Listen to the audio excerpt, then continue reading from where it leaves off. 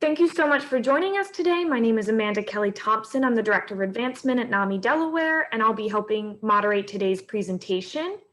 We want you to know that you are not alone. This is a very difficult time for many people, and what we talk about today may generate some strong feelings in you that you don't expect.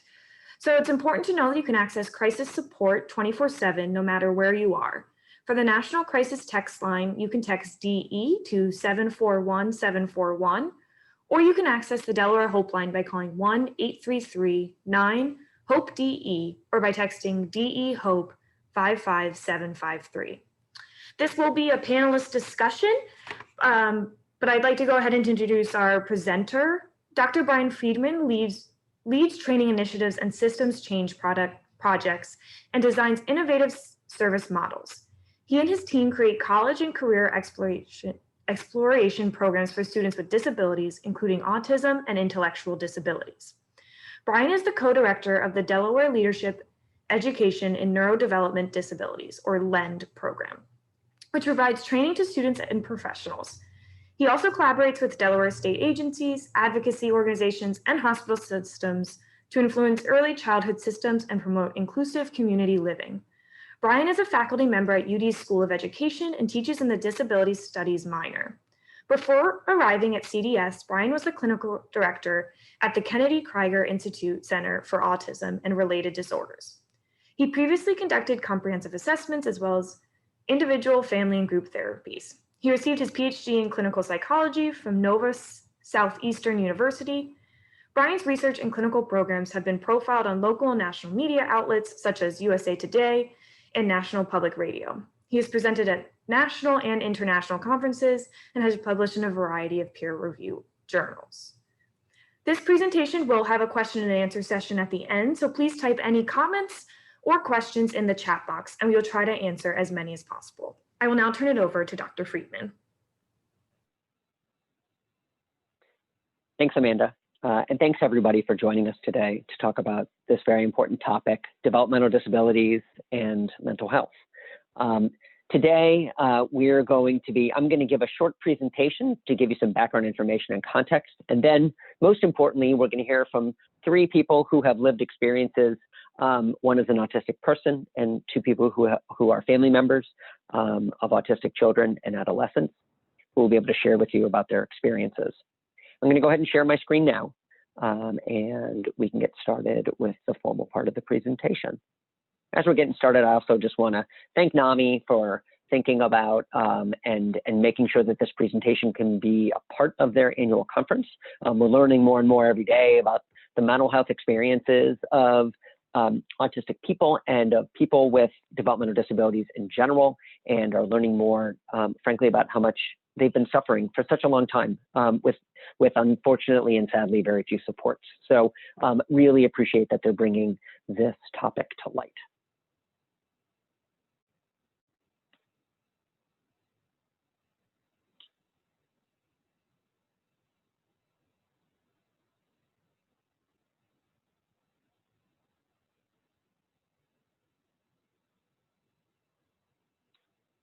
Okay, I am. All right, so Elizabeth, I can see you. Can you nod your head? Can you tell me if you can see my, okay, great.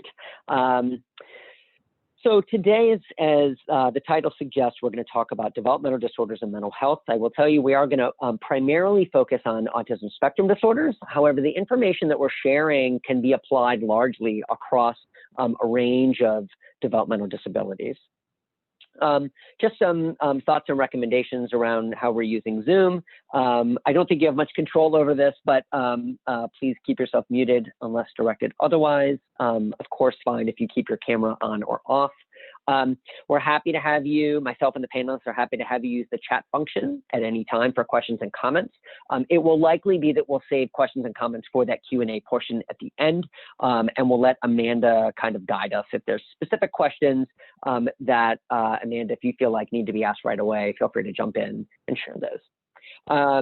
Feel free to use the reaction buttons at the bottom.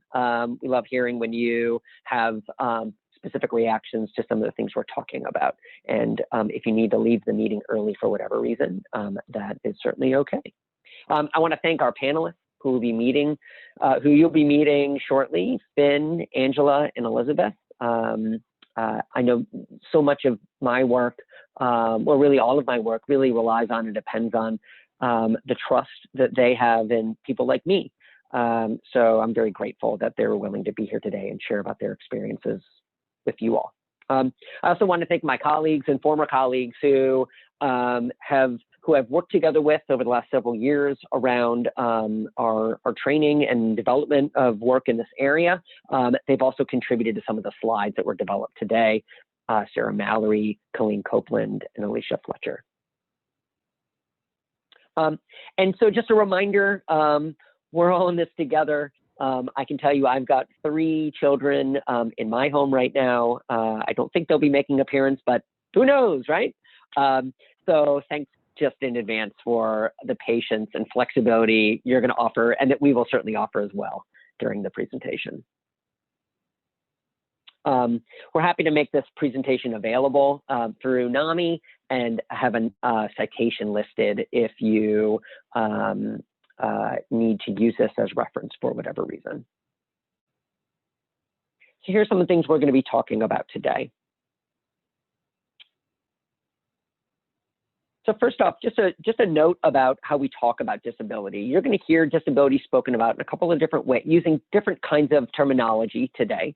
And so the 2 common ways that the disability community is now referring to itself is, one, using person or people first language, describing a person. So for example, saying a person with autism. And this is designed as a way to recognize that for individuals to recognize that they are people first, and autism is just one part of them. The other way you'll hear people talking about themselves. Brian, you muted.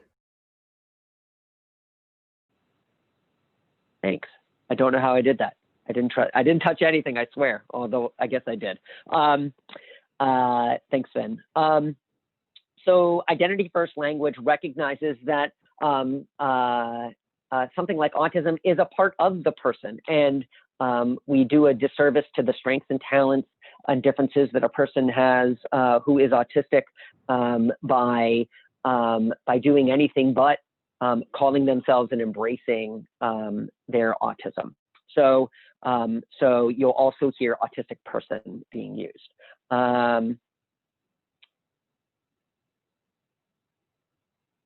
So now a word about autism.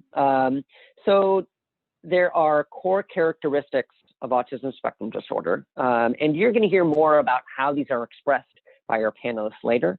But I wanted to share for those of you that are coming from more educational or clinical backgrounds, you might be familiar with this. There are some slight differences in terms of how these are ultimately labeled, whether you're in a clinical setting or in an educational setting. But at its core, autism reflects differences in social communication and social interactions that result in needs across multiple settings. This could look everything from having some difficulty following traditional conversational norms and understanding nonverbal cues to having significant difficulty with verbal expression. The other core characteristic of autism is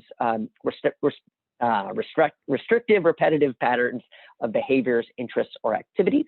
And again, this is expressed in lots of different ways depending on the person, but it can look like very specific interests in highly detailed areas.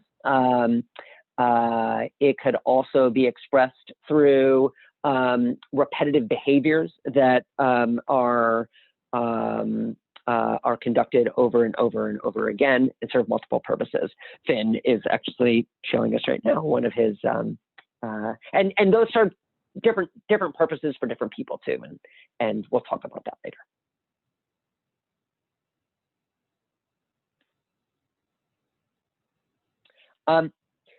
We've grown to know more about autism over the last few decades. So there are several factors that can increase the likelihood of autism. We know that, and these vary significant, there are individual differences across people with autism. We know that many forms of autism have environmental, biologic, genetic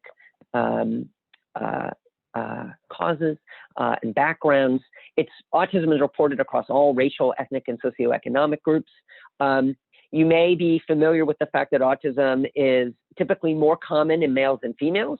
There's an asterisk there because we're learning more and more about how autism is expressed in females, and therefore understanding that autism actually occurs in more females than what we previously saw. Characteristics really range significantly in terms of scope and severity. So of course that often means that the kinds of supports a person's going to need is going to vary. We do often see autism characteristics and diagnoses occurring more frequently in families because there is a genetic component to some forms of autism. So among identical twins, for example, when one twin has autism, the other's affected 36 to 95% of the time, depending on the studies. You'll see these ranges in these studies that we're going to be talking about as well. And that's because there's still a lot more research to be done, and we're still learning more about autism.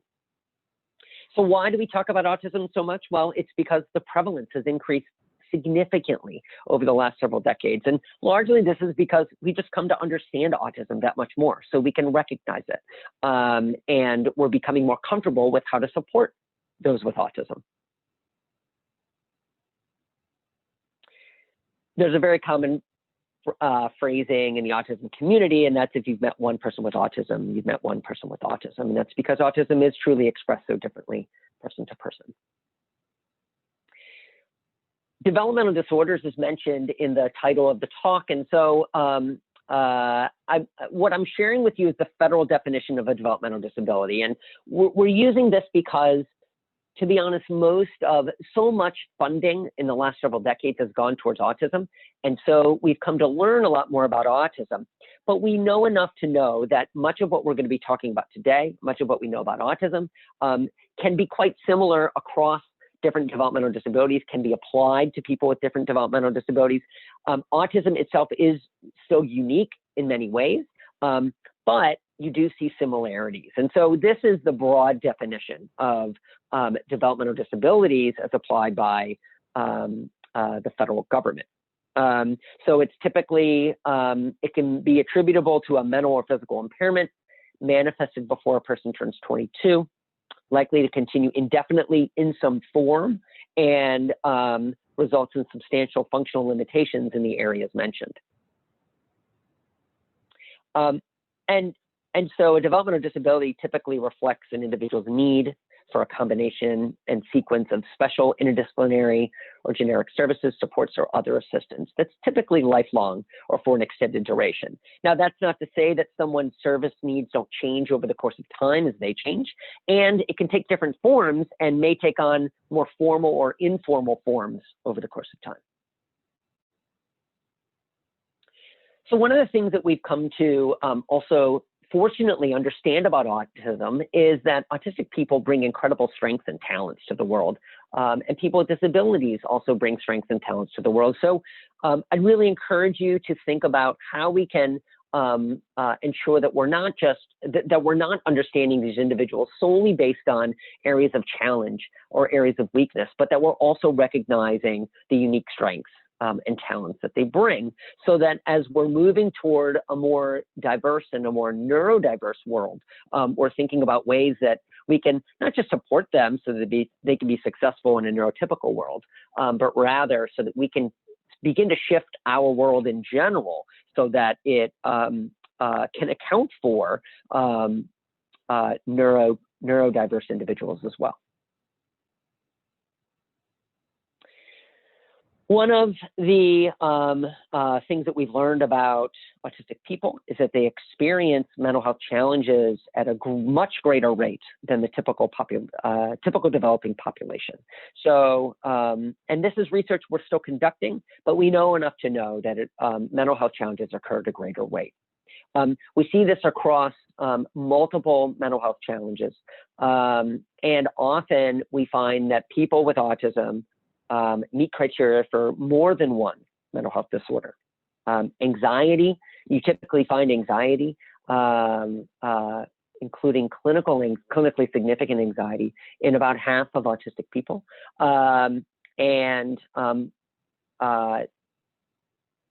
You also more often find individuals with autism having suicidal ideation, or suicidal behavior, or engaging in self-harm at a greater rate than the typical population.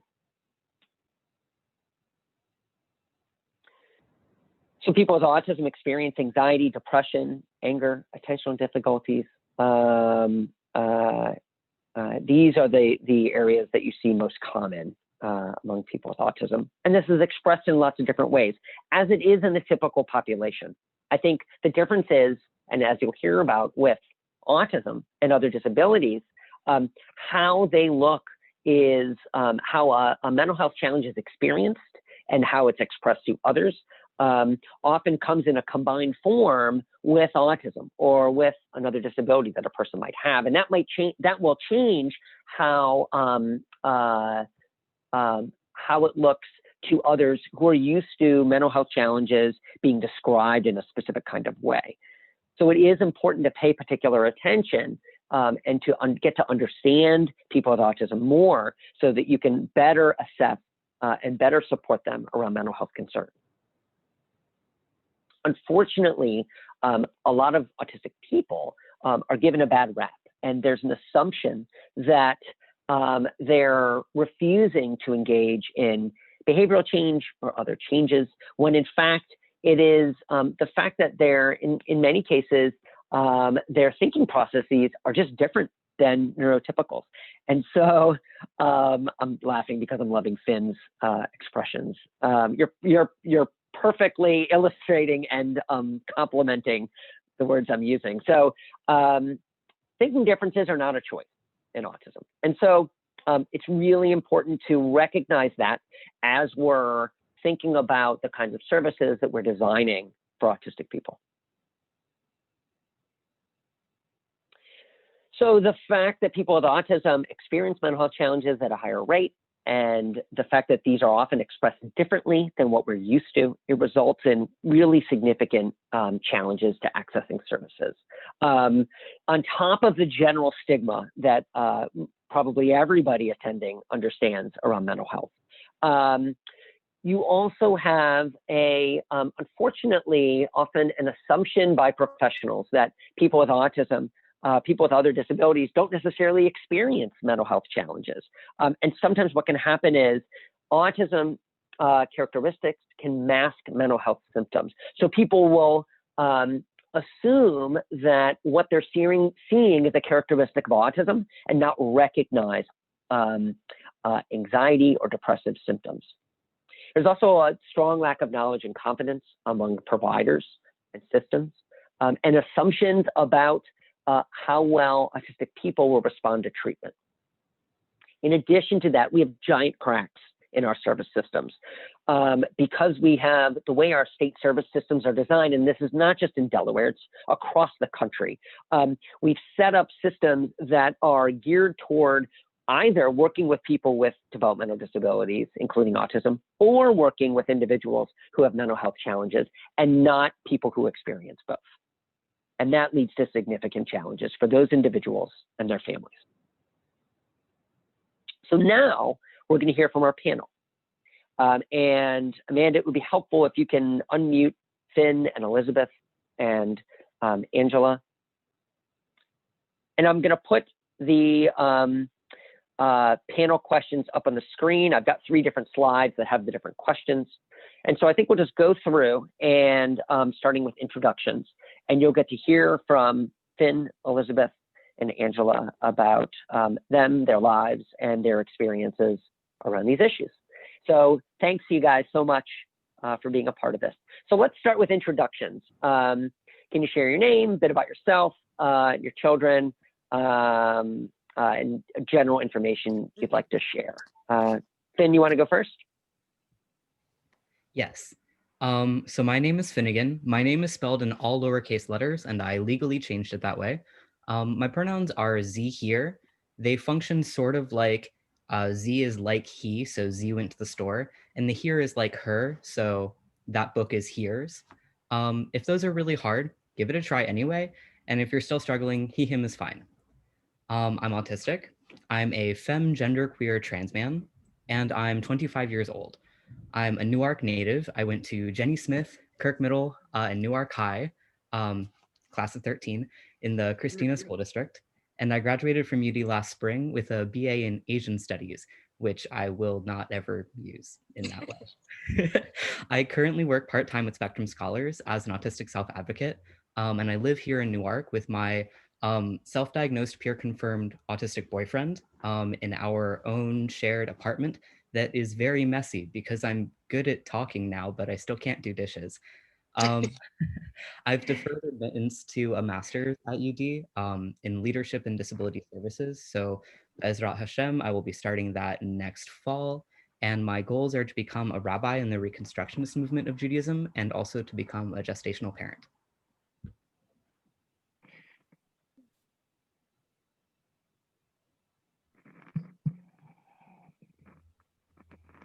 Do I just go?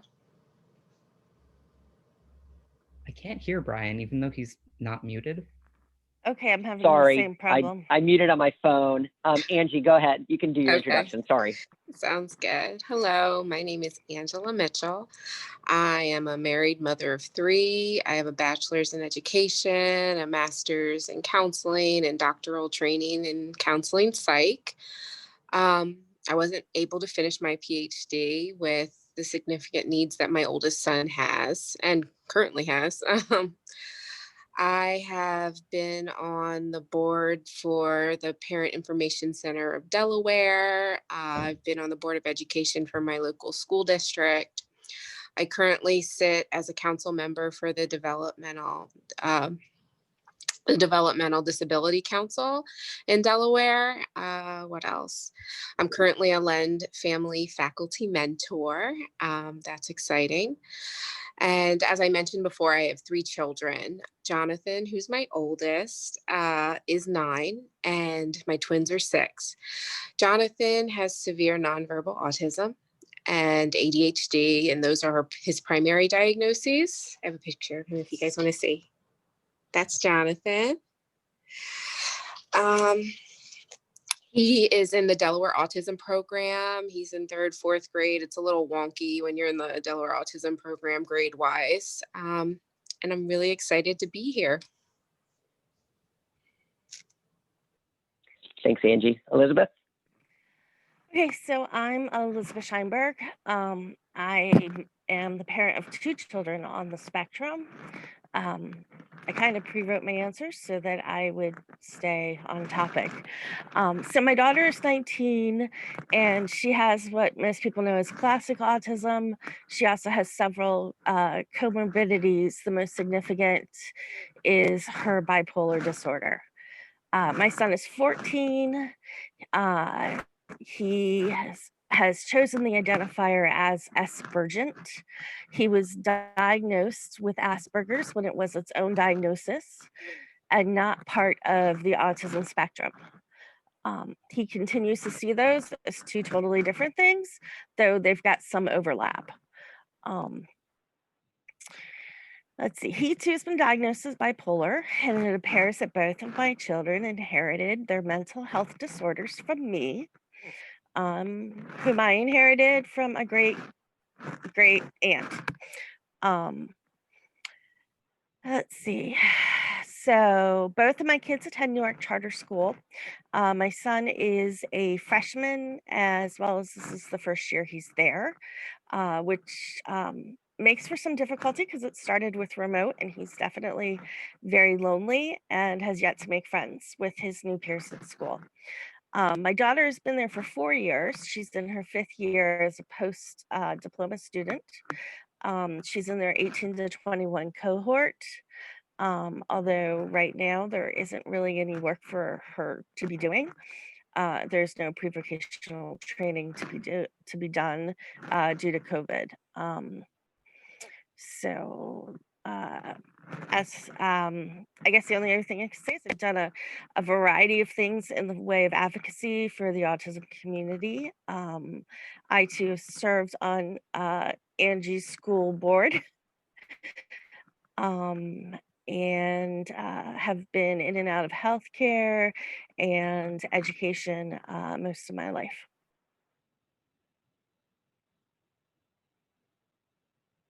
Okay, Great, you're thank all you. frozen. Is there, and so is there anything else you guys, thank you for sharing about yourselves and your families. Is there anything else you'd like to add about how autism impacts you? I'm gonna let I'm not sure who would like to share on this one since you've already shared some. So feel free to unmute yourselves. And Elizabeth, sounds like you'd like to say a little more. So how does autism affect me? One of the things I can tell you is that autism is very isolating for families. We often feel like we are hostages in our own homes. We always try to, when we do go out, try to end on a positive note. So we're always the first to leave.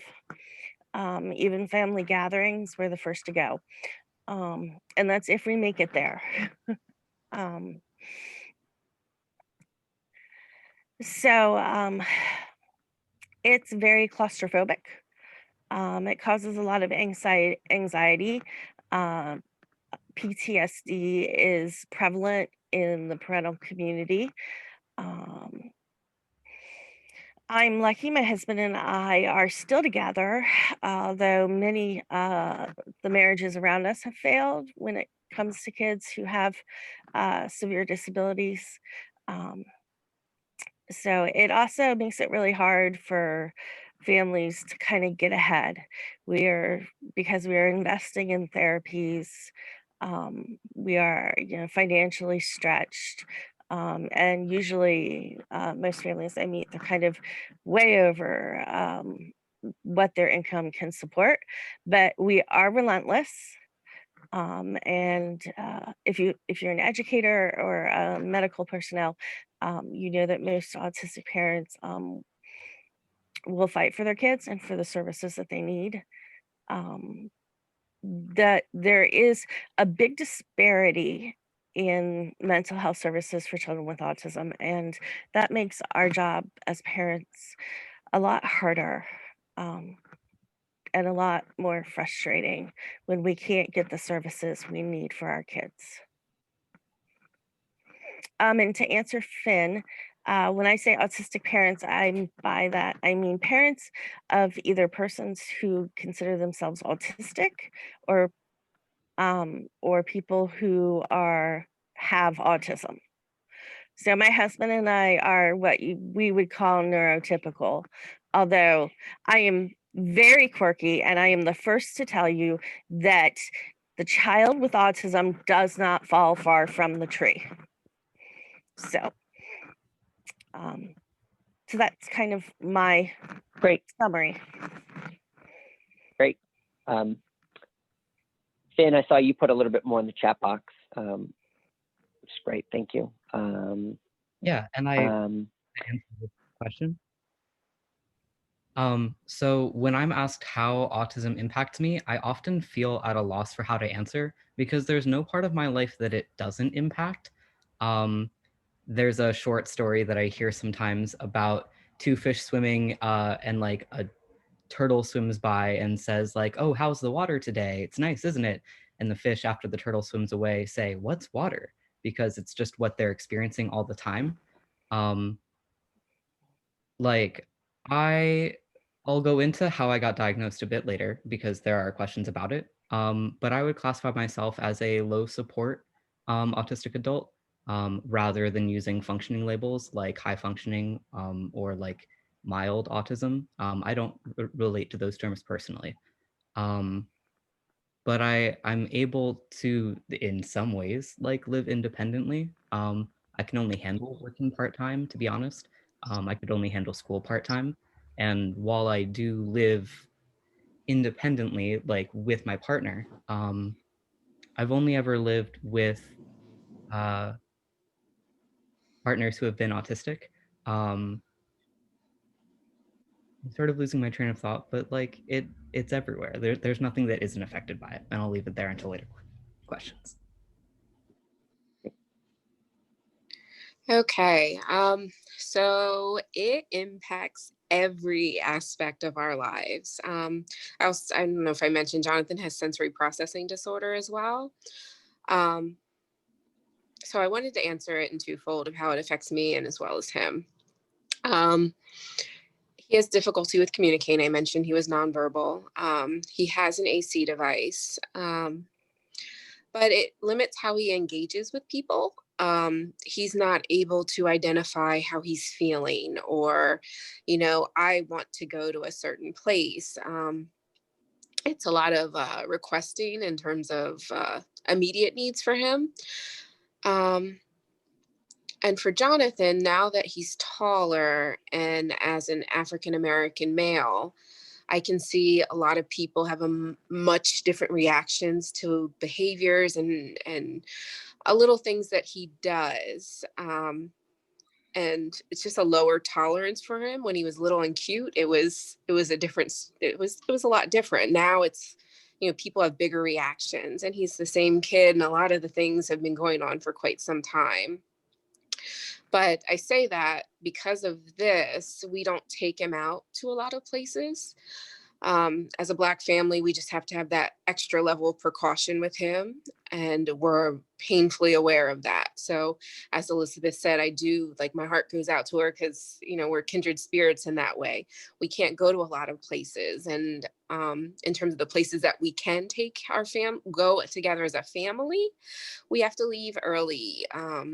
We have to prep for anywhere we're going to the extreme. I feel like it was easier prepping for it to go out with a newborn. Professionally, I've worked in mental health at a correctional facility, and I saw firsthand how persons with autism, developmental disabilities, intellectual disabilities, just a gamut, have got caught in the system because of the lack of supports and the lack of understanding for a lot of ways. And for me, it really resonated with how my son can and will be perceived outside of our little tight-knit village. And especially as he gets older, it's going to be a much bigger problem. Further impacts, I basically take care of him full time. He's not independent, not even with activities of daily living. So of course it affects my career, what I can do, and his siblings, our family, they know they have to orbit around him and his needs. For example, he's an eloper, so he doesn't have a sense of danger. He's very impulsive.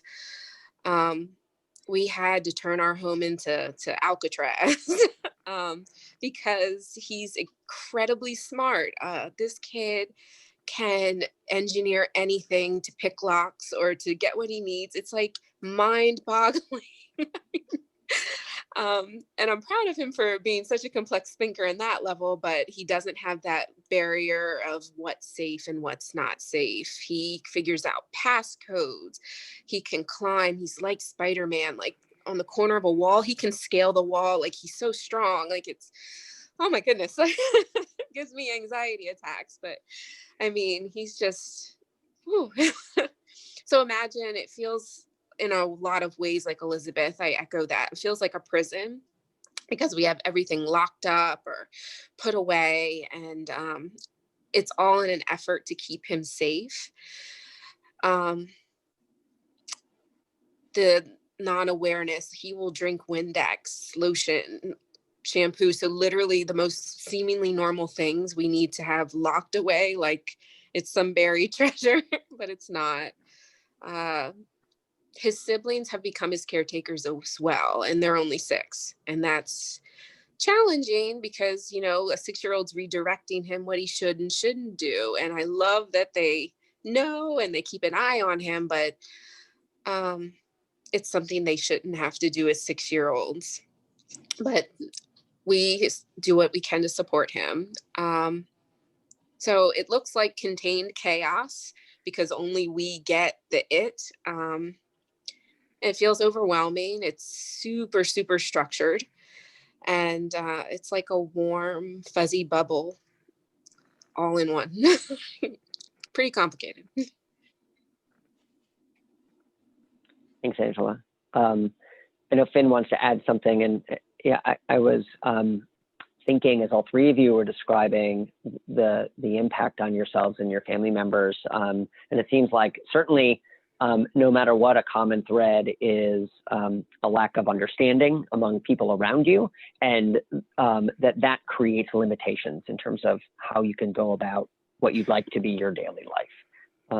That, you know, you're all experiencing that on top of some of the maybe more inherent challenges that come with autism. Finn, you wanted to add something about going out to events? Yeah, and I'll be quick because I also love your other questions. I heard both parents talk about how it can be really difficult, how it is really difficult to prepare the family for an outing, and then making sure that you return safely and without overwhelm. And I do want to share for the attendees that I have to do that for myself, and I'm grateful that I have the ability to do that. My current relationship is under a year long, and my last relationship was about 5 years long.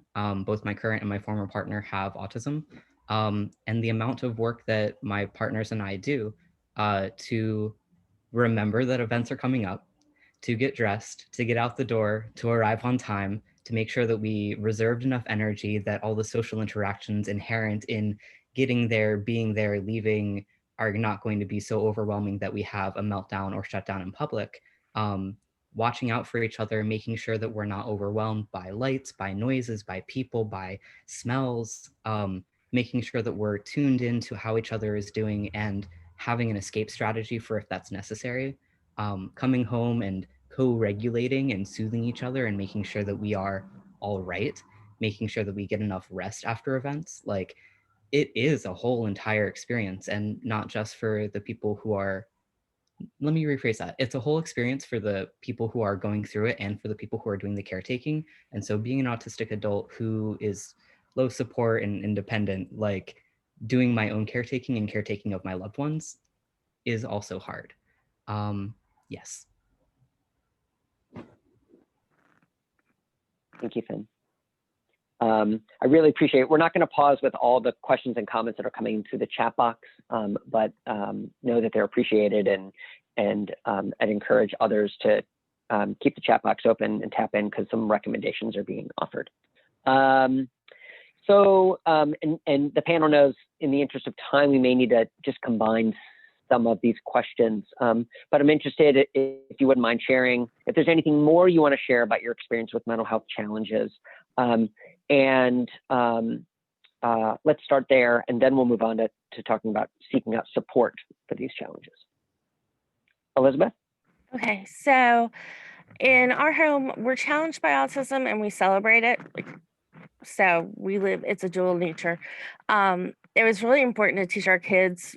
We felt from early on that their brain was different. They thought differently, but they are incredibly unique with gifts that like neurotypical people don't have. But we also have, my kids have second identities. And we have terms for the various personalities that they present. So my daughter is brutal. She earned this name when she first presented with symptoms of teen onset bipolar. She was aggressive and violent and missed several months of school where we tried to flesh out what was wrong. We could not find a placement for her. We actually were rejected by a private organization that serves people in need in Newark, Delaware. Ultimately, we came to realize that her psychologists and her specialists saw her violent episodes and as behaviors related to autism. They were treating her autism. They were not treating her mental health. I had ICT, which is emergency police response, out to my home multiple times to de-escalate her violence and to kind of calm her down. We got to the point where rather than going to locations in Delaware, I had ICT escort us to Elton, Maryland, to a hospital there in the emergency room, where the doctor walked in, and after a few minutes, he's like, I know exactly what's wrong. And all the meds that they've been giving you and increasing to treat her autism, to treat these behaviors of her autism, have only made her bipolar worse. And we're like, what do you mean she's bipolar? It's like, yeah, she's textbook. She's bipolar, and the meds she's being given are what's making her this a prolonged manic episode. So that opened our eyes, and we have switched care providers. She receives her care in Maryland rather than Delaware.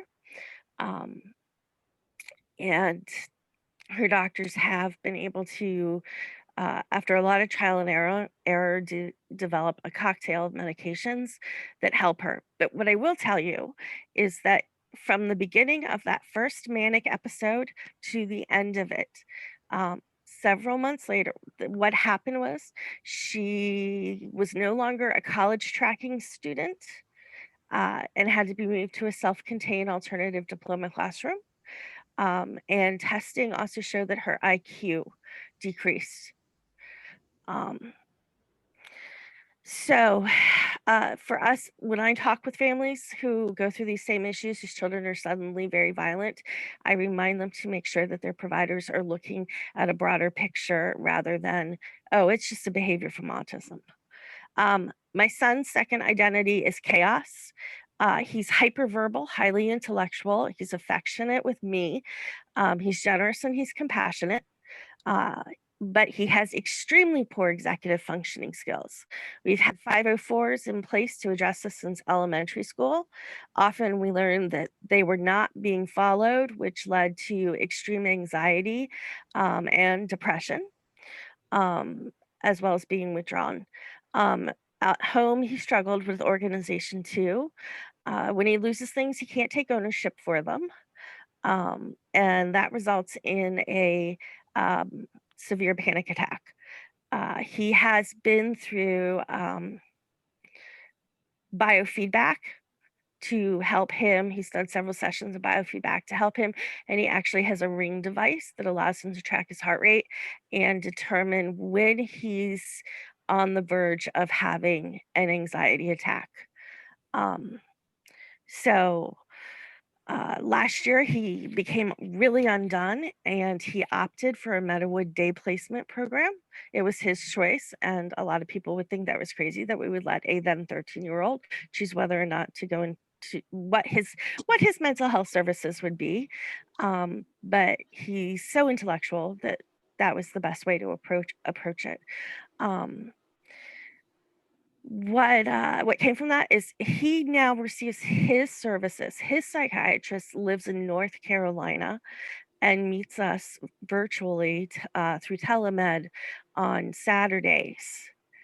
And then just to wrap it up, the one thing I'll tell you is that he has really thrived with virtual learning at his school this year. He's in honors classes. And as opposed to a sister who is now looking like she's going to be fully dependent, he is tracking to be a fully independent adult. Thanks, Elizabeth. Finn or Angie, and Elizabeth, thanks for, you really deftly incorporated information from all three questions. Well done. So that's really helpful to share that holistic picture. Exactly. I just wanted to make sure that autism is a woven, puzzle of a lot of pieces. And as we learn more about it and how one part of the brain affects the other part of the brain and how they work together and what mental illness is and walk away from the stigma, I just think for our family, that is a very global picture of what our children's life has been.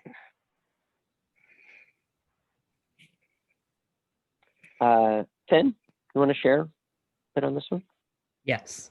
I mentioned at the beginning that I'm trans. In retrospect, it makes a lot of sense that my depression and anxiety reached new heights when I began puberty, because things were happening that I didn't want and didn't have language for describing that I didn't want to be having happen to me. Depression and anxiety worsened over the course of high school.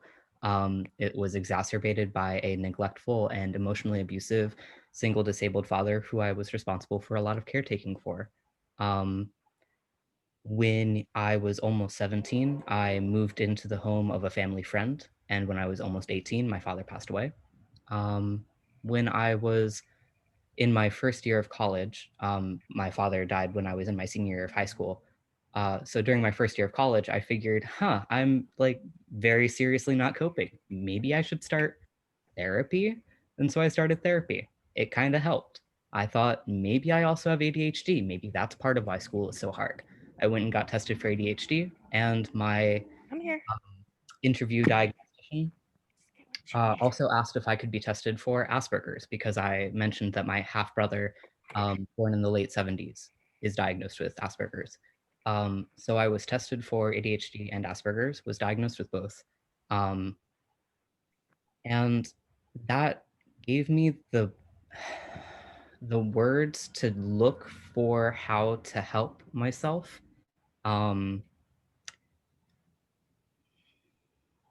Without having a diagnosis, I could have easily thought that the struggles I had were like a personal failing or just me not trying hard enough. And especially there is a theme of twice exceptional students who both have an intellectual or learning disability and also are gifted, which is a combination that leads to a lot of perfectionism and burnout in late adulthood, which is super fun and cool. And the struggle that I face in getting support for my mental health is that being um, being raised and treated and understood as a girl and a woman until I was about 20 um, deeply impacted like how I moved through the world socially. I learned a lot about how to blend in with social peers because I didn't want to be facing bullying, which caused me to develop a lot of skill in masking, which is something that autistic people do to present themselves as less autistic. Um, it's not something that every autistic person does, but it is pretty common in the quote unquote higher functioning autistic people. Um, and it leads people to think that we just must not be autistic. In the reverse situation of what Elizabeth is describing about her children, where autism overshadows mental health. Um, for example, my former partner went to go get an autism diagnosis assessment and was told outright, since you have a conversation with me, like since you're able to do this, you must not be autistic. I'm not even going to bother you giving the autism assessments. I'm just going to say that you're not autistic, and then was misdiagnosed with other disorders that don't properly capture the depth of his experiences, but that's not the point. And just when I think about what ultimately helps, um, really briefly, class, having money, having access, having networks, having friends, knowing what you can do, where to go, making sure that you can afford it. Like, if I could afford better therapy for myself or like better living situations, that would alleviate a lot of my struggle. But a lot of people don't like to address like the structures that we exist within and how those affect us. Um, like, if not for transphobia, I might have an easier time just existing, and that might not exacerbate my autistic characteristics in a way that negatively impact my life, for example. I'll stop there so that Angela has time to speak.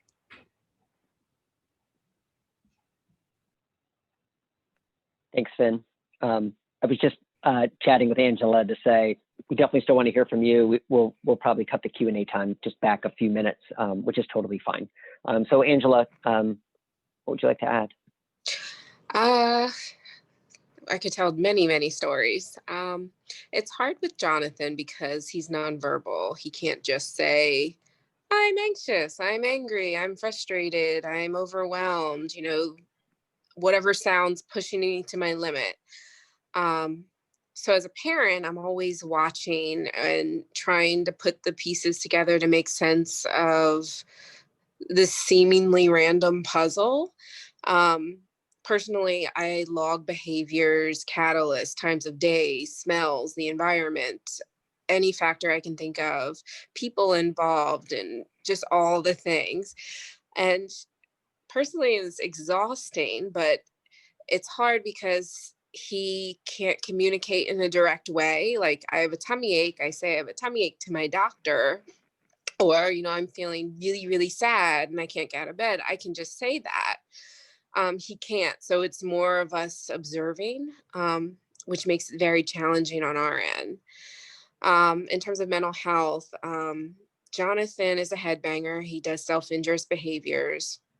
Those have been the largest challenges on our end, and mainly because one, they're disruptive. Like a teacher can't ignore that. We can't ignore it, and they demand attention, and they're harmful to him, and they're scary to others. It's frustrating and overwhelming for him and everyone involved. We've tried a lot of medications and had very little success, honestly. But that goes back to Elizabeth's point. I felt like doctors were attempting to treat his autism rather than mental health issues.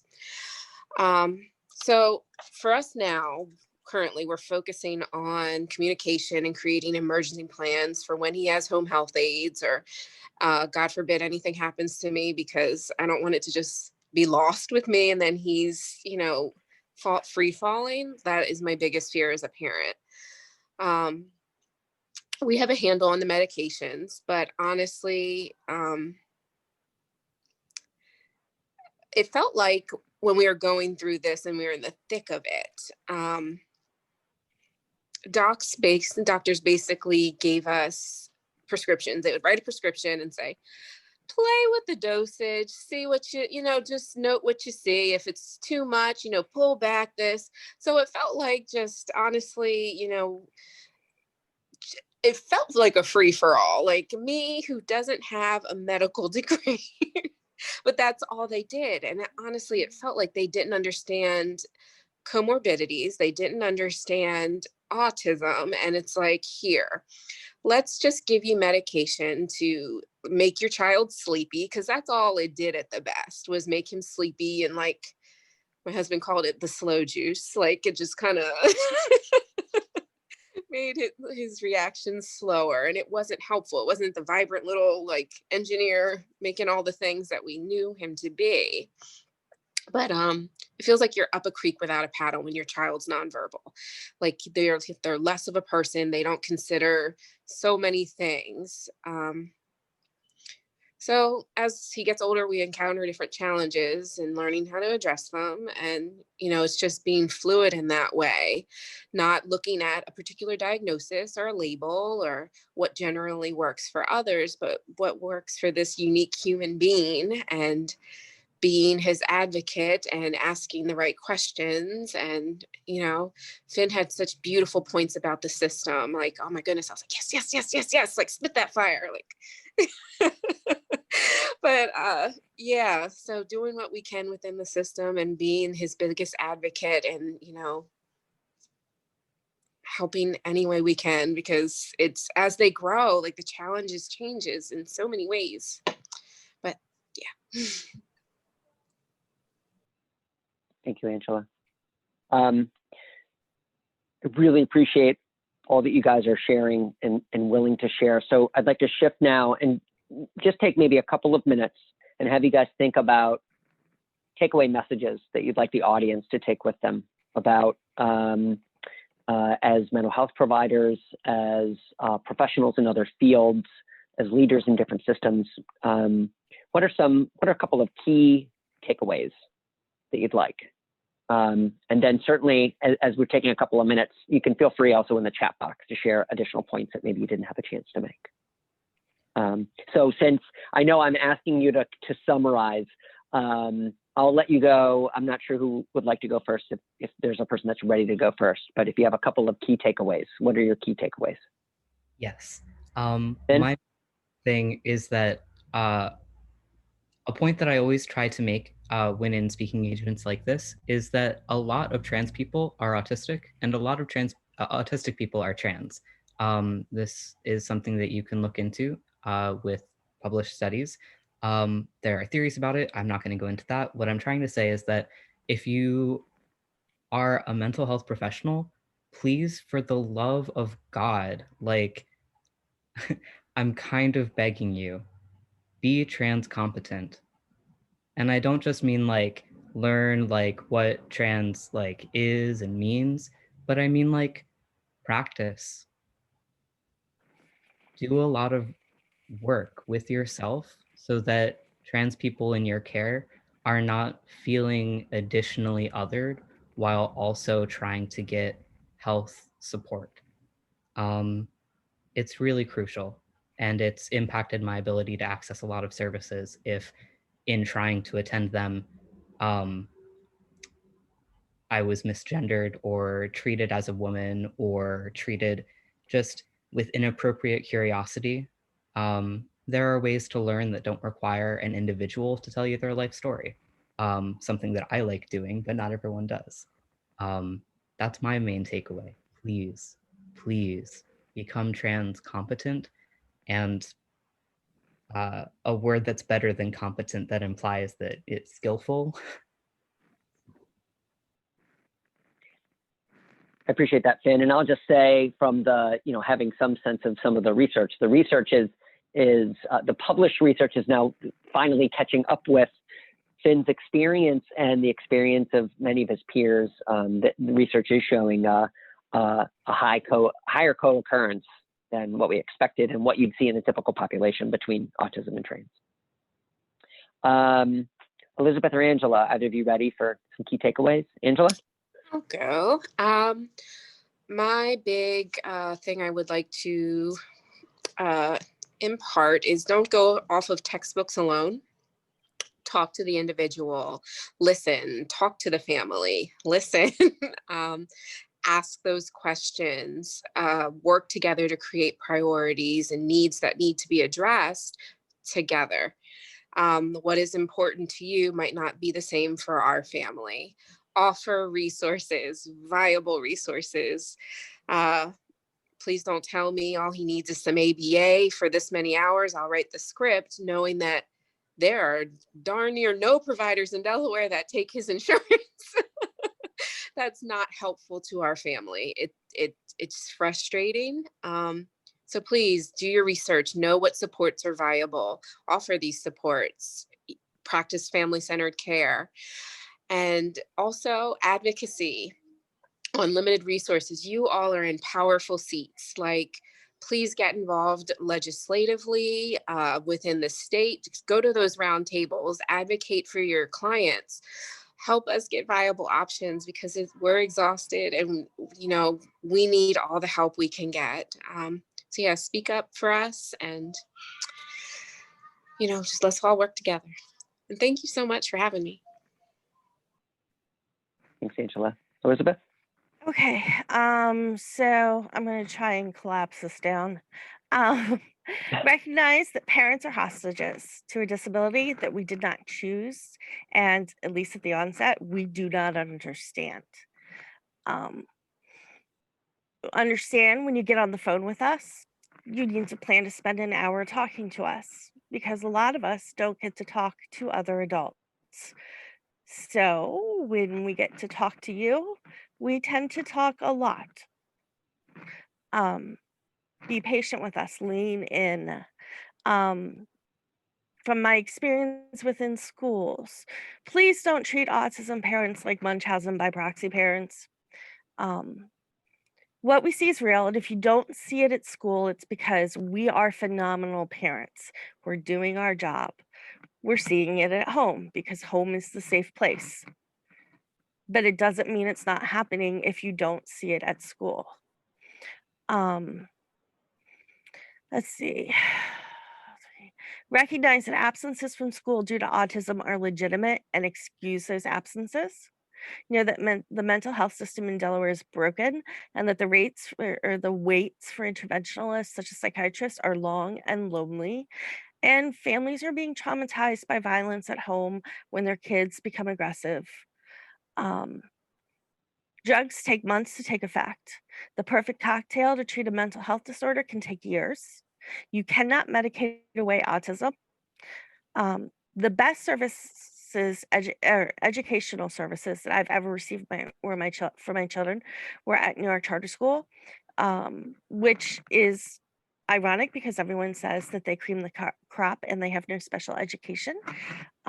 And we are not the cream of the crop, and we have really challenged their special education. They've risen to every challenge. And the takeaway from them is that please stop saying no when parents come up with an idea or something they think might help their kids at school, whether it's a one-to-one, a one-to-two piece of equipment. Stop saying no and just try it. Um, let's see.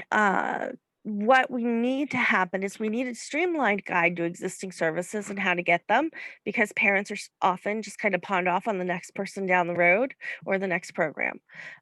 Beyond that, Delaware needs to do a major investment into mental health services and developmental mental health services.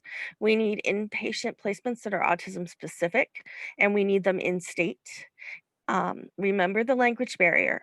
It means that grouping our kids with kids who are cutters, have anorexia, suffer from anger management issues, and drug use will be detrimental to their recovery because our kids are mimics. We need to redesign services available to families with developmental disorders, and we need to close the mental health settings gap. But first, we all really need to sit down together and determine where the chain is broken and where the settings and placements are that we need. And that's kind of my summary that I want you to take away. I know that from working in schools, often one of the things I heard was that child's worst disability is his or her parents. Please don't become adversarial with parents. Um, Frequently, parents are asking for something. They don't know your language. And therefore, you really have to talk to them. And at the end of that hour that you have set aside, you will often find out that what the parents think they're asking for is actually they're kind of asking for something else. And there might be a really good piece of middle ground where you can meet it. So you have to lean into families to help make progress. I think that's a really excellent note to close on. Please lean into families, lean into autistic people who you encounter, so that we can create better support. Well, thank you to the panel. I really appreciate you guys. Appreciate you being here. Wonderful. And yeah, thank you all so much. I believe Dr. Freedman and Finnegan also put their contact information in the chat. So if you do have additional questions, feel free to reach out to them or to NAMI Delaware, and we'd be happy to connect you as well. Thank you all again so much. This presentation was recorded and will be on NAMI Delaware's website for 30 days after the conference, if you'd like to review or to send to anyone else. Everyone have a great rest of your day. thanks, Amanda.